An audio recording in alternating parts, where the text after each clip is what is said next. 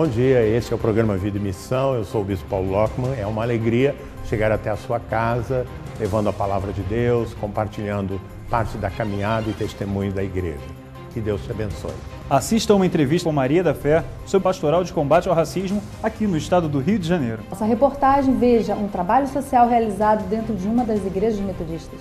Assista também a uma reportagem sobre o culto de celebração da eleição do Bispo Paulo Lockman à presidência do Concílio Mundial, com a presença do reverendo Ed Fox, que é diretor de evangelismo do Concílio Mundial desde 1989. E uma reflexão bíblica com o Bispo Paulo Lockman. Agora, o Vida e Missão.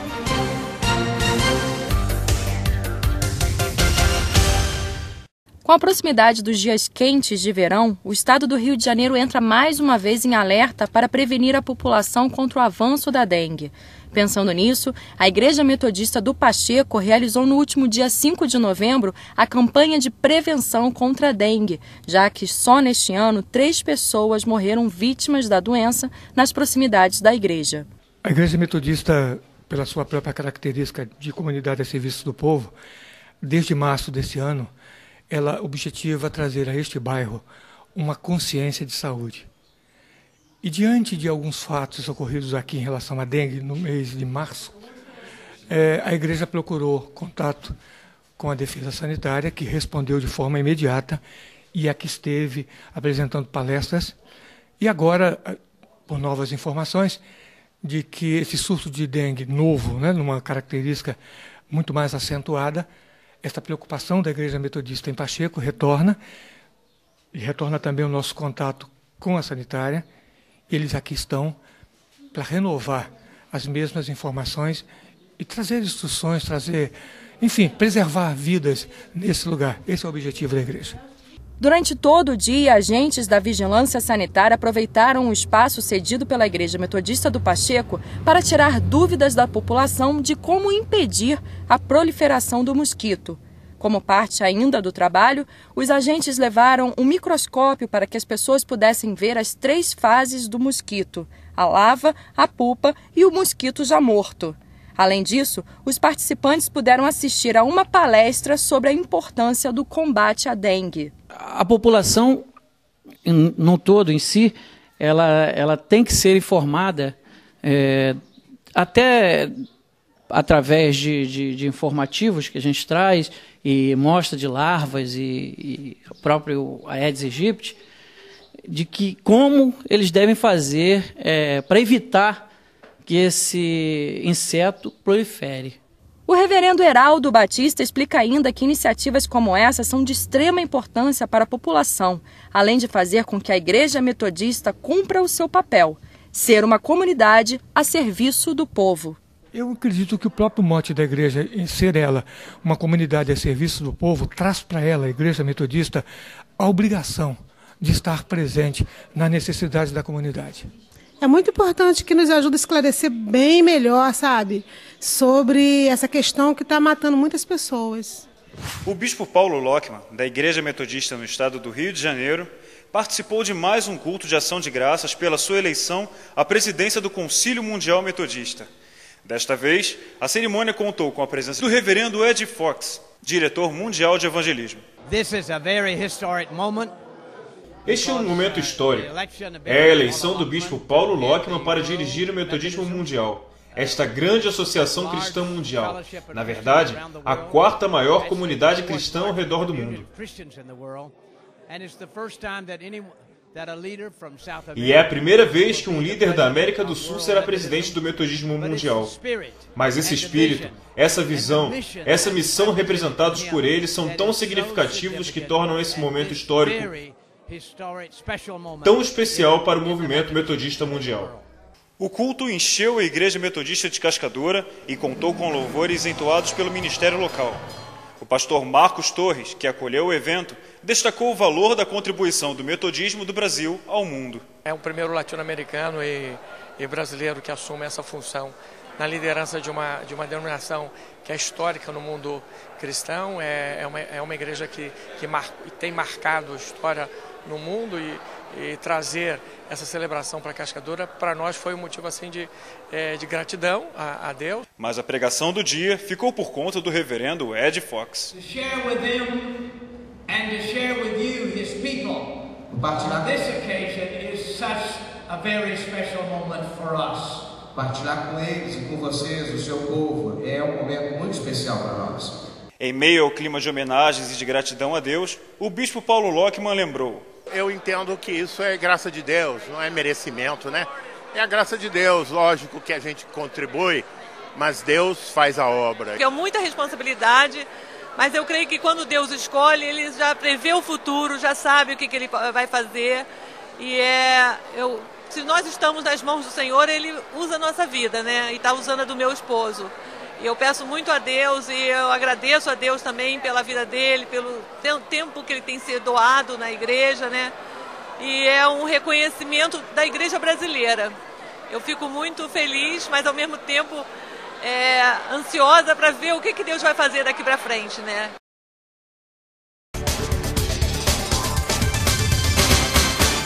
Olá, bom dia. Estamos começando mais um Bom Diálogo aqui no Vida e Missão, hoje com a presença de Maria da Fé Viana, coordenadora da Pastoral de Combate ao Racismo na Igreja Metodista aqui no Rio de Janeiro, que há 25 anos vem desenvolvendo diversas ações de inclusão racial e conscientização.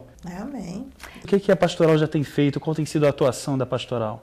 Grande atuação.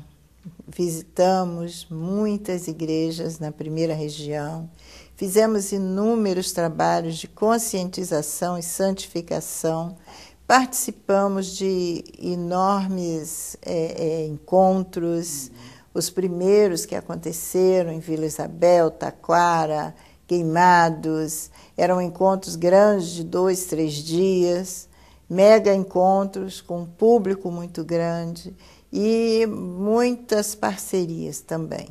Fé, conta um pouco para a gente da história da Pastoral, né? Como é que ela surgiu, né? E a partir de que necessidade, tanto dentro como fora da igreja? A necessidade de valorização do povo negro que está dentro das igrejas.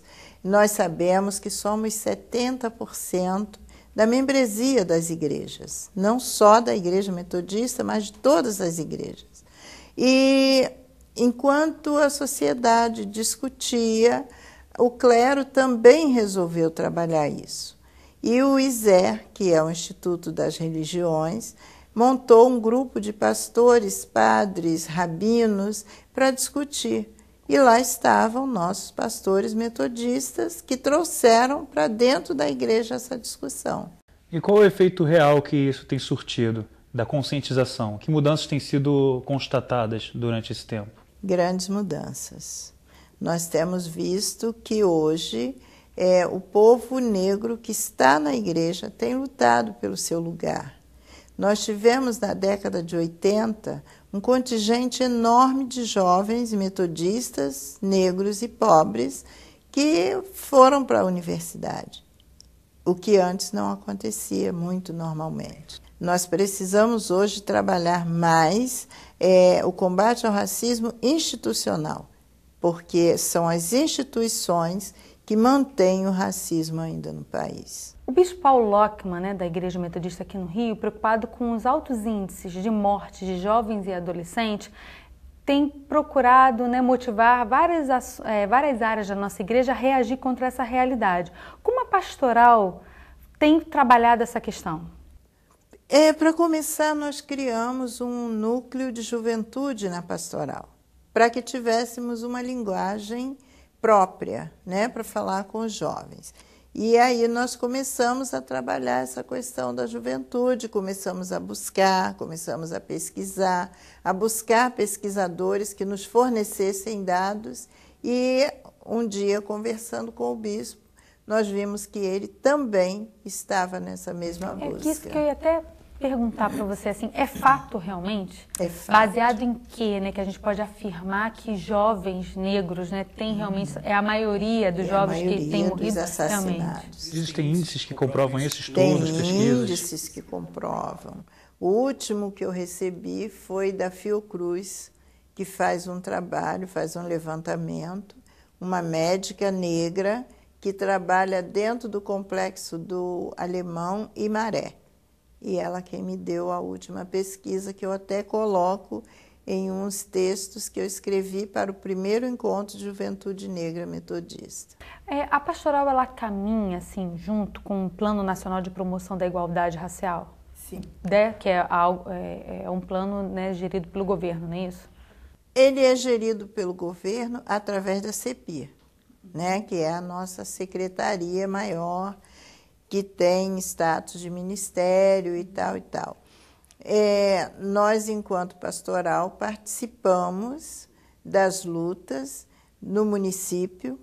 Do município, nós somos indicados como delegados para o Estado e do Estado somos indicados também para a área nacional. E aí nós colocamos as nossas pendências junto com todos os organismos que trabalham nessa linha. Irmã Maria da Fé, a senhora participou também de um DVD, Mulheres Negras Participando na Construção dos Seus Direitos. Qual foi a sua participação nesse DVD? A minha participação é que eu faço parte do grupo que está trabalhando os direitos há mais de 2 anos. Nós trabalhamos. Começamos trabalhando a questão da saúde. Saúde da mulher negra. Era um projeto Mama África. Nós fazíamos conscientização das mulheres para o exame de mamas. Nós trabalhamos isso durante muito tempo. Depois, nós fizemos saúde e beleza. Juntamos ao Mama África a questão da beleza da mulher. Nós temos uma professora de penteados afro e maquiagem afro, e nós juntávamos as coisas com a questão do exame de mama, pressão arterial, e fazíamos um trabalho em São João de Meriti. Desse trabalho, a popularidade desse trabalho foi tão grande que nós passamos a ser um núcleo dentro da ONG Crioula, que tem um trabalho com mulheres negras. É uma bênção, né, Diego? A gente pode ver como esse trabalho, né, tem gerado frutos, né, e frutos abençoadores, né, Fé? Amém. E Fé, bom tem. Muito obrigada pela sua presença aqui conosco. Foi um prazer, né? E o nosso programa, o nosso quadro está sempre aberto, né, para pastoral vir aqui e abençoar vidas, né, e conscientizando as pessoas dessa importância, né, de amar ao próximo, independente da sua cor. Né? Muito obrigada pela sua presença aqui. Que Deus abençoe a você, né, e o trabalho da pastoral. Amém. E você aí de casa, continue com a gente assistindo Vida e Missão e vendo uma palavra do Senhor Jesus para o seu coração através da vida do Bispo Paulo Lockman. Você pode contribuir com o programa Vida em Missão e os projetos da Igreja Metodista no estado do Rio de Janeiro. Associação da Igreja Metodista, Banco Bradesco, agência 1414-1, conta corrente 0045452-4.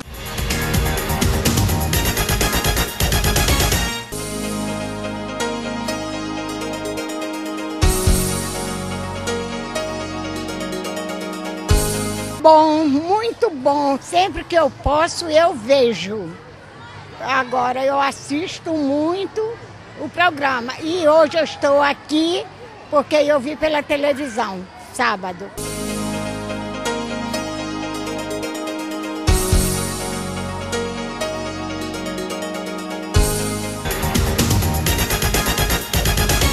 A Igreja Metodista tem uma programação especial para você este fim de semana. Dê só uma olhadinha. Hoje, a Federação Metodista de Homens comemora 55 anos de história. O culto de aniversário acontece na Igreja Metodista em Vila Isabel, a partir das 3 da tarde.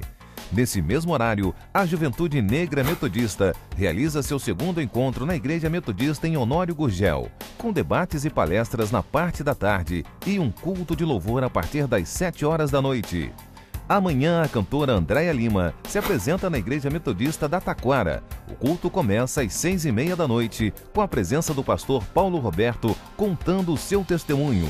E amanhã também, o Departamento Infantil da Igreja Metodista da Barra da Tijuca apresenta o musical evangélico Quem é Jesus? A partir das 7 horas da noite. Reúna seus amigos, familiares e venha nos fazer uma visita.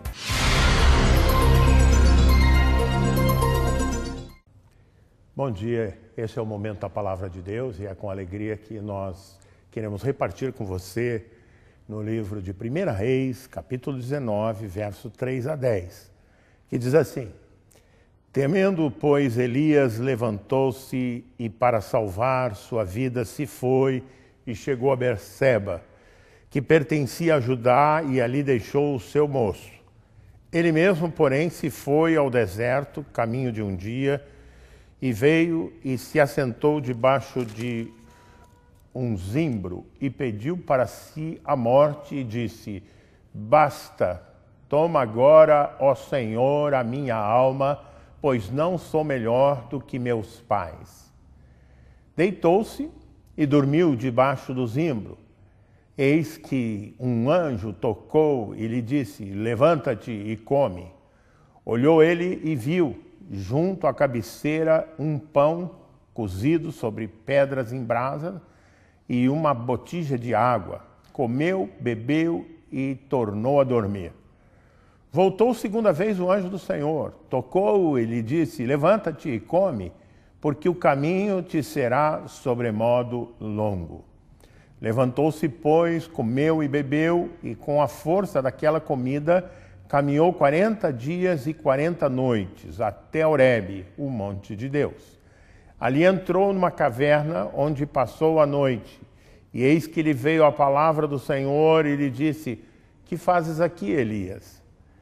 Ele respondeu: tenho sido zeloso pelo Senhor, Deus dos exércitos, porque os filhos de Israel deixaram a tua aliança, derribaram os teus altares e mataram os teus profetas à espada, e eu fiquei só e procuram tirar minha vida. Essa é uma descrição bem breve de um momento de crise na vida de um homem de Deus, um homem bem-sucedido, mas que em dado momento sente-se vulnerável. Isto de sentir-se vulnerável e até mesmo ficar depressivo é muito natural ao ser humano. Alguns crentes, tentam desenvolver uma coragem, uma roupagem, uma aparência, somos mais que vencedores por meio de Cristo Jesus. Isso é uma verdade. Só que o próprio homem que escreveu essas palavras, o apóstolo Paulo, passou por prisão, passou por enfermidade, passou por perseguição. Em alguns momentos ele sentiu-se como que desamparado. Mais à frente ele pôde perceber a mão de Deus nessas situações e carregou uma enfermidade por toda a vida. E ele mesmo conta que por 3 vezes pediu ao Senhor, foi-me posto um espinho na carne, por 3 vezes pediu ao Senhor, e ele disse-me, o que Deus falou para ele? A minha graça te basta, porque o meu poder se aperfeiçoa na fraqueza. E é uma verdade, nós sabemos disso, porque muitas vezes, quando não temos problemas, nós nem lembramos que Deus existe e nem nos voltamos para Deus. Mas no momento em que aperta, vem uma doença, vem a perda de um ente querido, enfim, ou mesmo uma situação difícil no trabalho, aí nós já incorporamos isso na nossa cultura brasileira. Ah, meu Deus, e tal. Expressões como essa, quase que assim uma memória coletiva e um símbolo na vida de muitas e muitas pessoas, mesmo aqueles que não são religiosos. Depressão, eu diria, é uma enfermidade. Em muitos momentos se manifesta e o que eu pude ler mostra que, às vezes, até alguma deficiência de vitamina, de uma ordem física, pode gerar uma fraqueza e um estado de depressão. Ou ela pode ser de natureza emocional, que também precisa ser cuidado. Para isso estão psicólogos, psiquiatras, enfim, para lidar com isso. Mas a depressão também pode ter um cunho de natureza espiritual. Hoje em dia é muito comum pessoas criarem palavras de ordem e desafiarem as pessoas, e eu acho que é importante sermos desafiados a crescer na fé. Mas algumas afirmações, por exemplo, que a gente precisa dar ordens para tomar posse e afirmações assim categóricas, crente não fica doente, etc. Eu não encontro, honestamente, eu não encontro na palavra de Deus nenhuma base para isso. Alguns querem até quitar o sofrimento. Faz parte da caminhada cristã o sofrimento. Afinal, o que foi que Jesus disse para os que queriam segui-lo? Aquele que quer vir após mim, negue-se a si mesmo, tome a sua cruz e siga-me. Essa é a palavra de ordem de Jesus para o seguimento. E nela não encontra paraíso. Paraíso na eternidade. Mas hoje nós assumimos, e a caminhada com Cristo é o do caminho estreito, não é do caminho fácil, mas é de vitória, sim. E é de alegria espiritual, que é o que a maior parte da população da Terra precisa, ter uma alegria espiritual que dê energia, dê uma visão otimista, dê esperança. Eu sempre digo que quem crê em Jesus tem futuro, tem esperança. E eu preciso voltar ao texto. Elias foi ameaçado de morte pela rainha Jezabel, mulher do rei Acabe. Ele já havia, como se diz, matado um leão por dia durante semanas, meses, num confronto com o rei, que era injusto, e o profeta estava defendendo os interesses do povo, de uma religiosidade pura, enfim. E depois de ter vencido o grande desafio junto aos profetas de Baal, Deus respondeu com fogo. Ele era um homem bem-sucedido, exatamente por causa do pecado, da opressão existente em Israel. Ele profetizara que não ia chover e não choveu. E depois ele foi lá para o Monte Carmelo, orou, e havia sequidão por todo lado. E ele foi orando e Deus mandou chuva. E a experiência dele é de um homem bem-sucedido. E de repente aquela mulher diz para ele: vou te matar. Em resumo foi isso. E ele vai para o deserto. E diz o texto: temendo, pois Elias levantou-se e foi para salvar a sua vida, não é? E chegou a Berseba, que pertence a Judá, o deserto de Judá, ao sul de Jerusalém.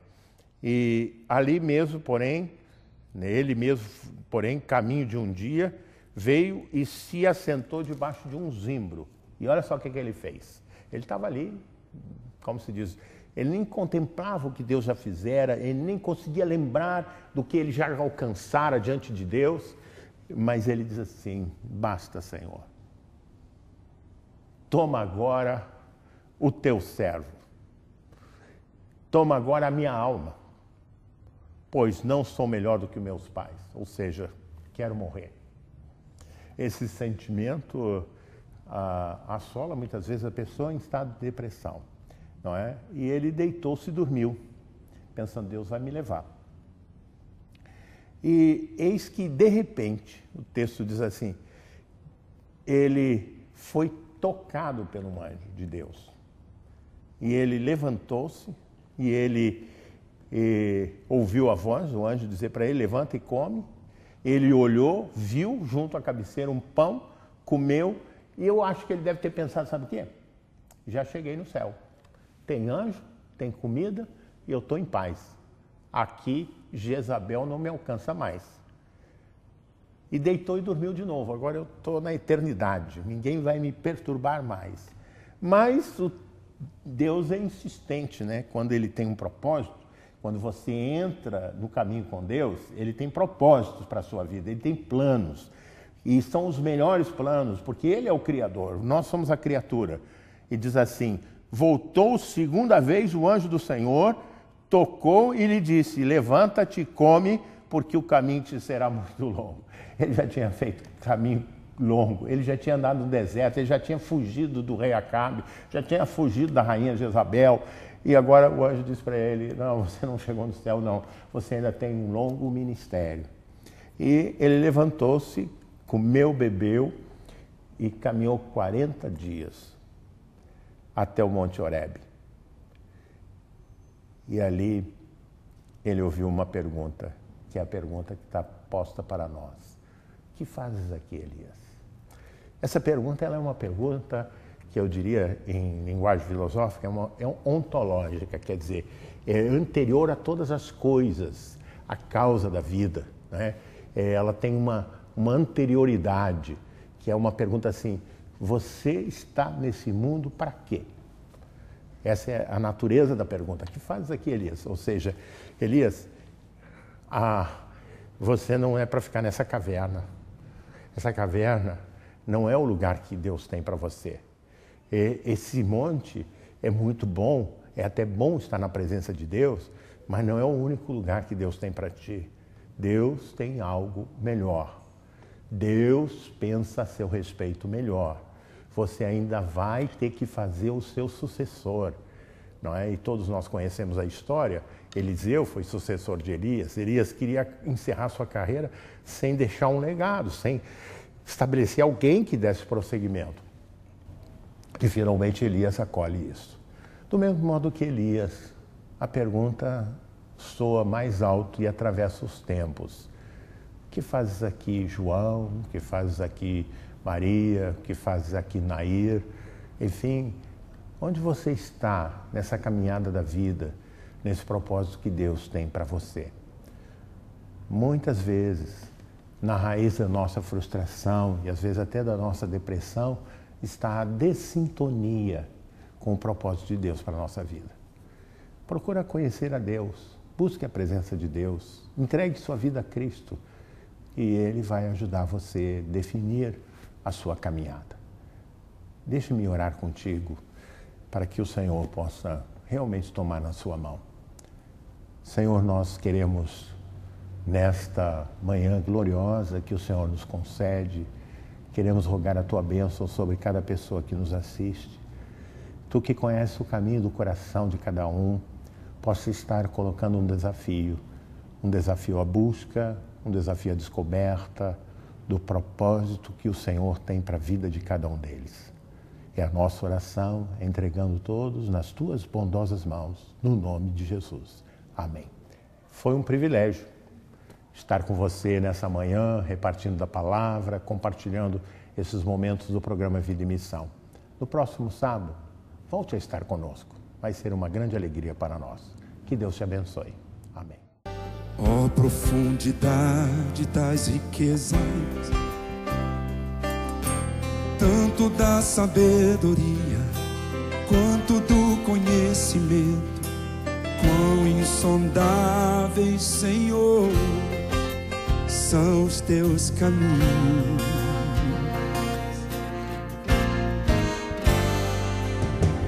Quem conhece a mente desse Deus? Não há outro igual a Ele e ninguém acima dele, porque por Ele, pra Ele são todas as coisas. Levanta suas mãos. A Ele a glória, a Ele a glória